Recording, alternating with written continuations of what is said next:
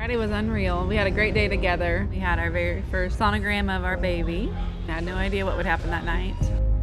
Whoever dwells in the shelter of the Most High will rest in the shadow of the Almighty. He will cover you with his feathers, and under his wings you will find refuge.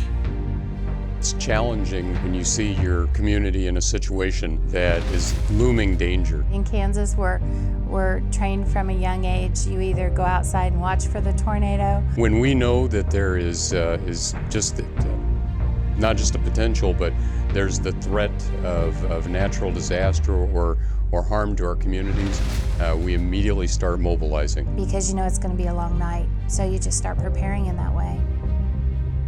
We got our normal bedtime routine going. We got our one kiddo tucked in upstairs in his bedroom, and Matt was doing dishes, and I was getting the other 3 kiddos tucked in downstairs. Could hear what I thought was a siren, just very faintly from downstairs in the basement. And that's when I knew something was wrong. I gathered the other 3 kids from downstairs, and I had arms around the kids, and Matt read Psalm 91 to us about taking shelter in the Lord.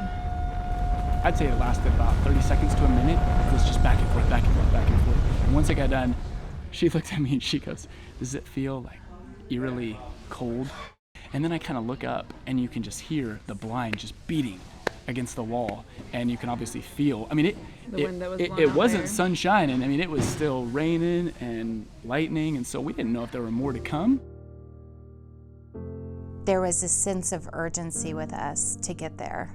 At one point, we were told, "No, wait, we haven't got the go-ahead yet." So then there was this anxiousness of, but we need to be there.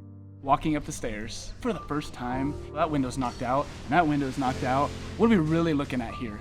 And I come around the corner in our foster son Hunter Ray's room, and where is supposed to be a window is just an open wall, and my jaw just dropped.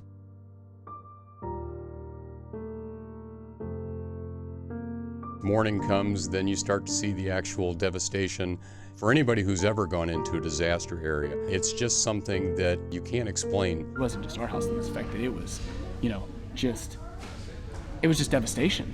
These are homes that people lived in. They were raising their families. One of the things that I noticed, this was with a lot of folks who came in, their comment to us was, "I don't know that I really need anything. So many people are in a worse situation than I'm in."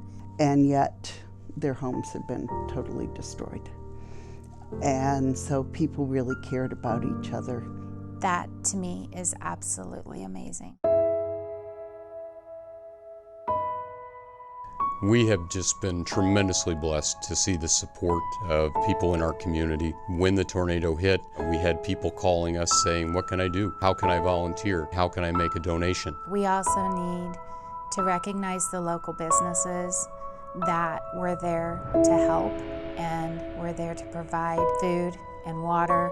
And even when we had to go buy gift cards, they were there and very patient ringing all those up for us. I asked for 250 little cups of coleslaw, and within 10 minutes they called me back and said, "What time do you want to pick them up?" The different corporate elements in the area, the companies that exist, have really been key players and great partners in working with us. Please bless all these people that are blessing us, because we are absolutely overwhelmed by the support of this community.